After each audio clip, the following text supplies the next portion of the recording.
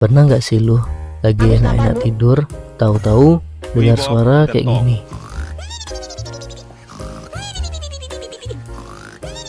Jadi kenapa orang bisa mendengkur? Yang intinya mendengkur itu sebenarnya suara yang muncul pas ada getaran di saluran nafas kita. Bayangin aja, pas kita tidur, otot-otot di tenggorokan itu jadi lebih rileks.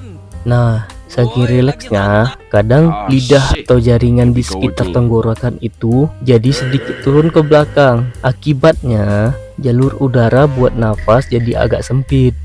Ini kayak jalan yang tiba-tiba menyempit jadi macet.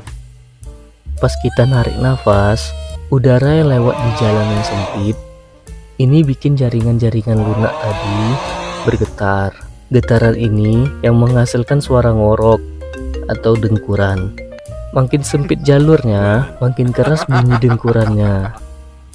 Beberapa hal bisa bikin kita makin gampang mendengkur. Misalnya, kalau berat badan berlebih, posisi tidur yang salah, hidung mampet karena pilek,